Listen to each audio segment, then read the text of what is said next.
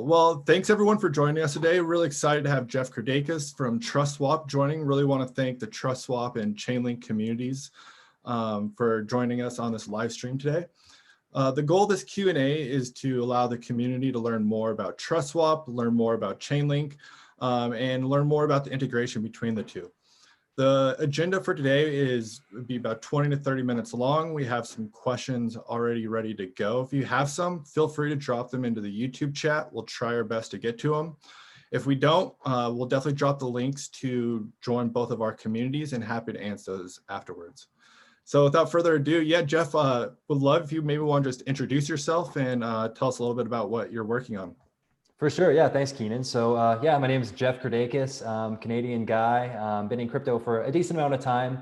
Kind of got started actually, I just opened a Facebook group called Ethereum Investing for me and some of my buddies, like right when Ethereum was kicking off. Started with 12 of us, and then before we knew it, it grew to 100 people, then 1,000 people. Now the network's around 300,000 people. And so it just kind of propelled me into this space like, okay, yeah, like this is something that I'm, really passionate about, and helping to lead a community, and that led me into creating a social community of my own, which Uptrend, which is one of the larger blockchain social media platforms out there right now.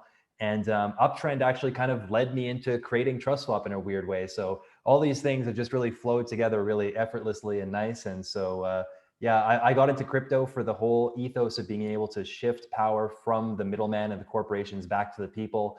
And that's what I'm still super excited to be doing today. Yeah, very cool. Thanks for sharing. So I was reading a lot about TrustSwap earlier, and it's interesting. So your background in Uptrend. So this was a decentralized social network that you built and has tons of users, the biggest one in cryptocurrency. And so what led from there to wanting to start TrustSwap?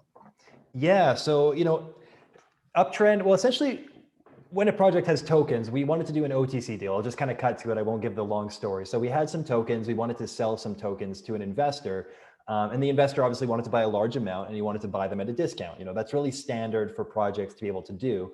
But the thing is we want to make sure that, that investor isn't then going to take it, dump it on the market and cause, some price depreciation. We want to protect our community.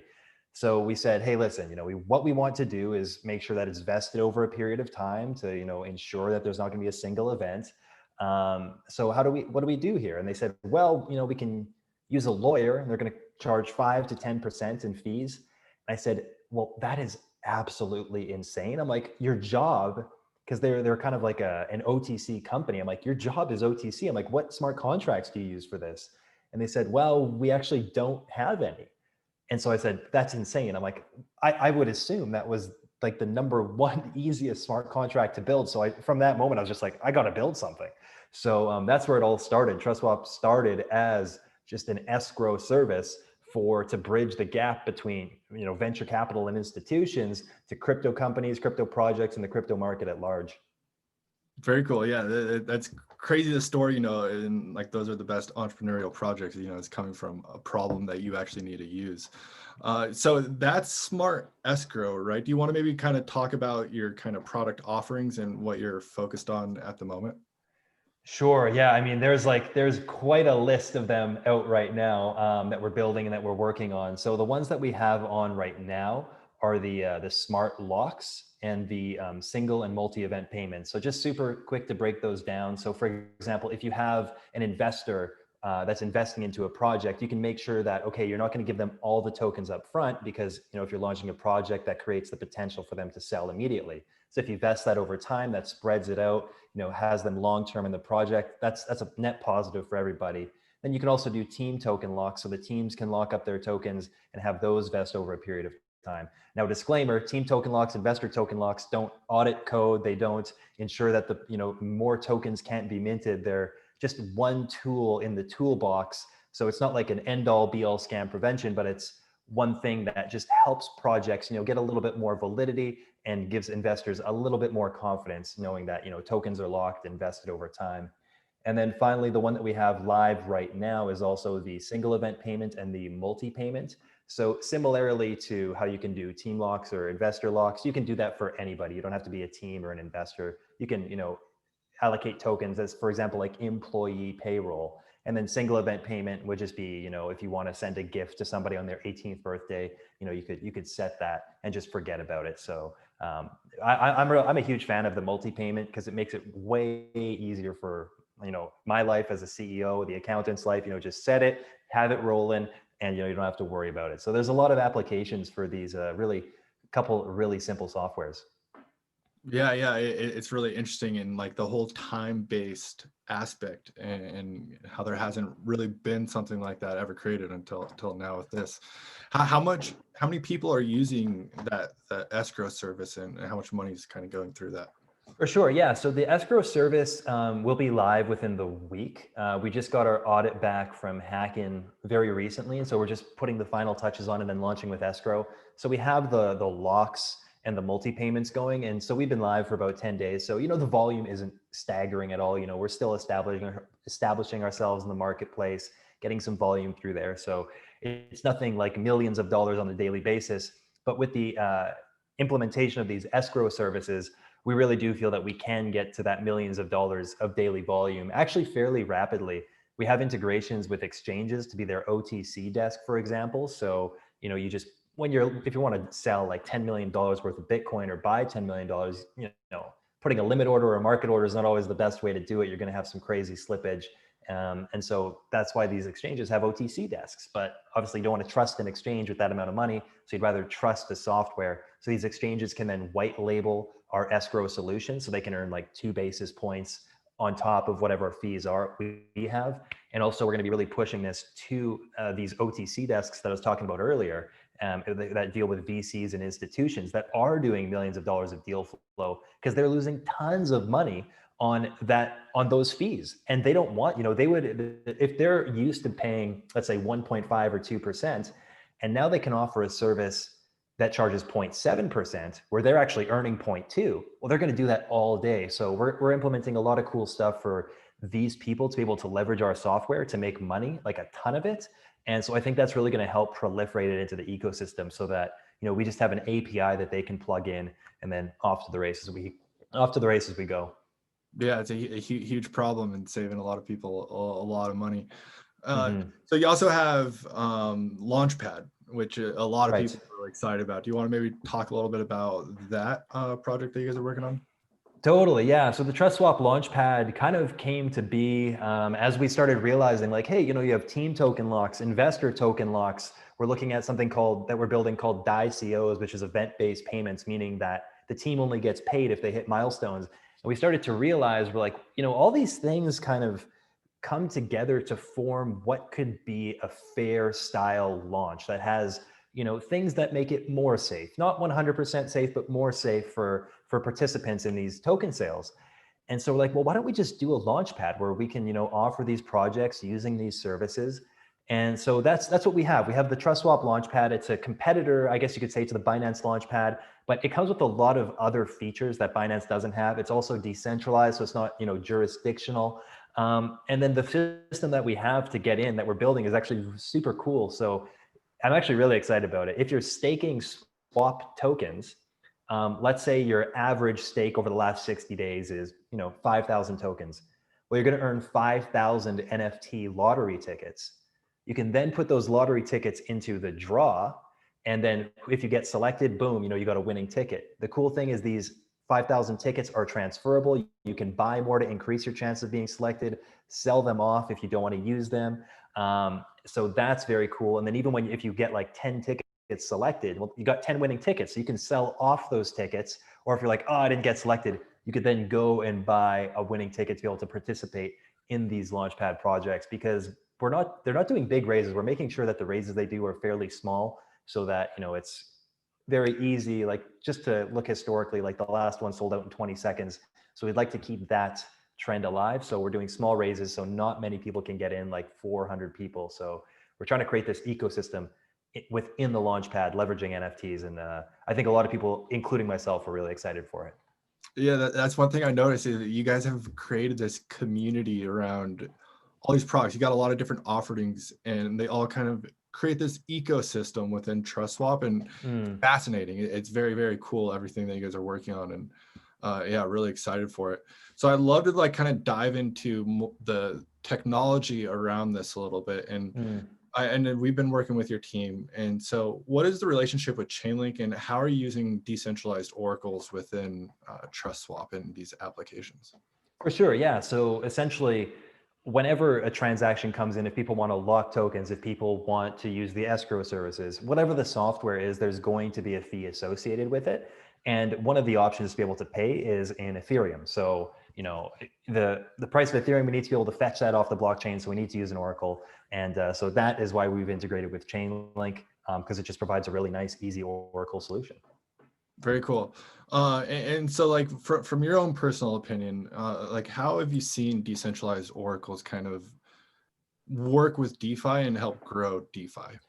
I think it's very interesting. I'm looking forward to seeing them expand even more because right now they're very much like in a lot of these, it's okay against the price of the USD or this dollar or that dollar. And I'm looking forward to seeing oracles expanding into a lot more nuanced things like how many shots did, LeBron James make in the basketball game. Now you can start like having these crazy bets based on like all these real world events. So I see oracles as being, well, I mean, they're the link between the real world and the blockchain. And so it's absolutely necessary and mandatory for like our blockchain ecosystem to be able to operate, to have oracles that are flexible and trusted. So I think that's why, Chainlink and other Oracle solutions out there are like so pivotal to the advancement of crypto in the everyday world.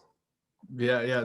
We just finished a hackathon, actually. It was funny that you say that because there was actually a hackathon project that was built doing that with some NBA stats. So yeah, it's Sweet. incredible. Yeah. So back to TrustSwap, and what is your guys' approach to decentralized finance, and where do you see this space kind of going with everything that's happening? You have this Launchpad.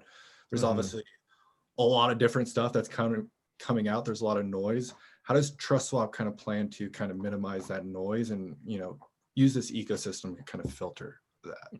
Yeah, I mean, there's always, it's a funny question because there's always going to be noise. There's always going to be crazy people, or let's just say polarizing opinions. That's maybe a more correct way to say it.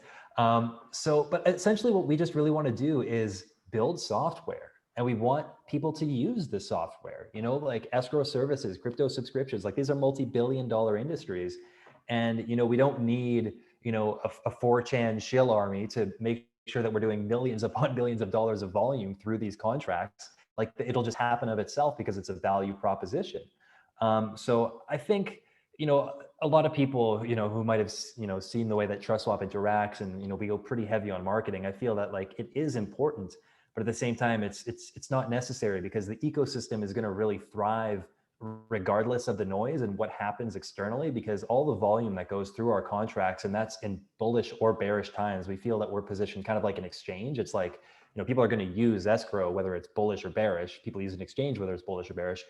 And so we take 80% of the fees when it's paid in swap, and we give that to the stakers. And then 10% goes to a DAO and we burn 10%. So it's like the ecosystem always stays very attractive, no matter what's happening, no matter what noise is happening. And, our charts are all over the place right now. And it's like really fine and relaxing actually, because it's just, I'm enjoying the process. Let's just say that. Very cool. Yeah, and so we see a lot with DeFi right now.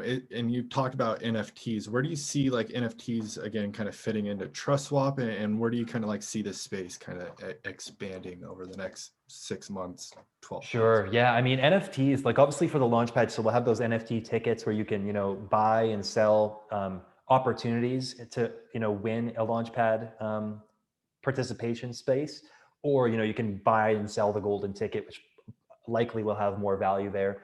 And then, so like that's essentially probably just where we're going to be sticking on NFTs. I don't think we're really going to expand out much more than that. I think we just really need to double down on what we're already doing. We're too creative, I would say. We need to just like execute more. And then NFTs in general, it's certainly been interesting to see their development. I think how Engine is doing it is very interesting, where these NFTs have real world utility in games. For example, it's like, hey, this, NFT is transferable and here's the value that it has within this game or within this ecosystem, kind of like how TrustSwap is approaching it, like there's a utility. Whereas, this may be a personal opinion, some people may disagree, but, like NFT artwork, I'll take a screenshot. Like I get there's history behind it for sure, but So I'm really excited for the NFT in form of utility, where it actually has value rather than just a story. I don't know. Maybe that's an incorrect or narrow-minded viewpoint, but I'm much more excited for the utility side. Yeah. It's all about the story, and definitely can try to duplicate things, but it's not never the original. And that's what's kind of interesting about these NFTs. And so with TrustSwap, you guys have gone through, you mentioned the hack-in audit. And so Yeah. what's the progress kind of with the audit and everything that you guys are working on? Totally, yeah. So we already have all the products and services that are live are fully audited, and so like we've put like the little screenshot of like, hey, audit successful, and Hacken has retweeted that. But then of course there's people out there that are like, oh, we want to see the full audit. So we're going to be releasing that audit probably within 48 hours. I'm just waiting to get it back from Adam, our CTO, and so we'll push that out there. And then for the escrow services, that audit just came back. So once we patch that up and launch it live, we'll push the audit out. Because I think that's important, you know, that people can see that this code is audited. Here's the audit. Here were potentially, you know, the bugs or vulnerabilities, and okay, we fixed them. And so I think it's important that projects in crypto do get audited and show those audits publicly, because otherwise, you know, what are they hiding? So yeah, for round 1 of audits of our software live, round 2 completed, fixing and launching soon. Very cool. Yeah, I know a lot of people will be very, very excited about that. Mm-hmm. Kind of curious, like, what is your take with what you guys are building with like Launchpad and this ecosystem within TrustSwap, of this like culture of like anonymous development, and like how like is that like affect like people that use your platform? Because I mean it's all open source, right? So like anyone can go and be able to use it. Sure. Yeah. So that's the balance. That's the balance there that we're really working on. So for example, like our software, anybody can use our software. It's like launching an ERC20 on Ethereum. Anybody can lock their tokens. Anybody can, you know, vest investor funds. Anybody can use the escrow. But for the Launchpad, that is not open to everybody. You know, we've had over 30 projects apply. We've accepted 2. So that's very vetted, and we don't allow anonymous projects. Just because of the potential, you know, risks that may come with that. And then for the, you know, I'm sure a lot of people listening, we just came off this big Hatch DAO incident. I'm sure people are thinking about it, so I'll just talk about it.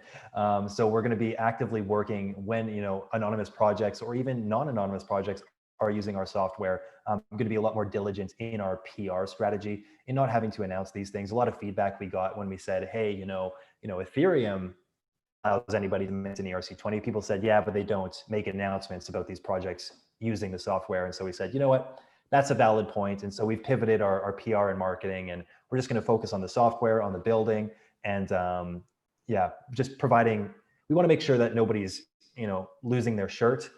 So we're disclaimer rich right now, and trying to be a lot more diligent. Love it. Yeah, no, it's really exciting, and I definitely see a lot of confidence in everything that you guys are doing. Mm-hmm. And so kind of back to, you know, like with Chainlink, within these, like the smart swap, like where do you see kind of the biggest like value? Do you see like possibly other people wanting to like capture maybe pay outside of Ethereum? And do you have like maybe plans of like other kind of like tokens that someone could like make that payment in?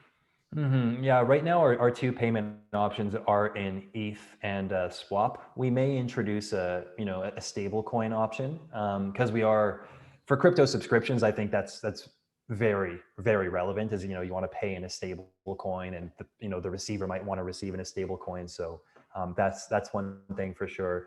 And then then we're also, I think, well, time is one thing I believe that we're also, leveraging, is, because you need an oracle for time. So those are the 2 main ones right now. Very cool.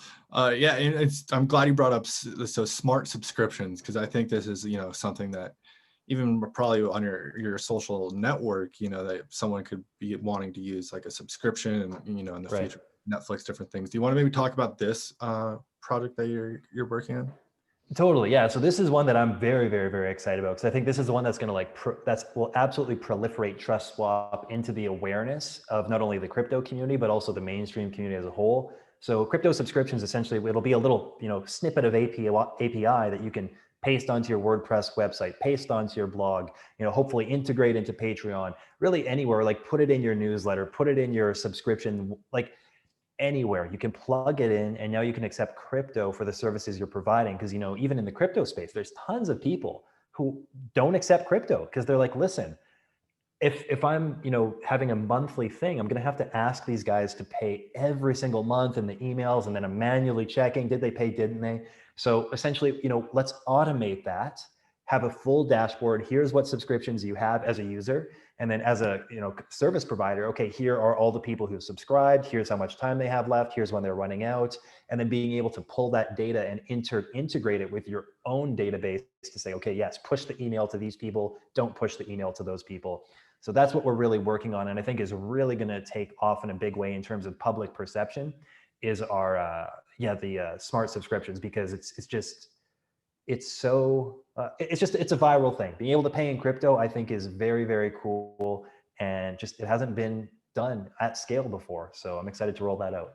Yeah, no, 100%. And especially like the first thing that comes to mind, you know, is like Substack. Like I feel like I'm subscribed to 10 different crypto related Substacks, you know, and like Right. you have to pay with that in dollars using your credit card, you know. So definitely something that's definitely going to become popular.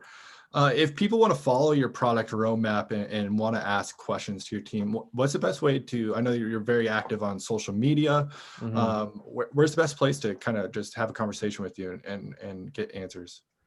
I mean, to have a conversation with me, I'd say hit me in Telegram. I'm pretty open, so I'll share it. It's at Jeff Kirdeikis, first name, last name.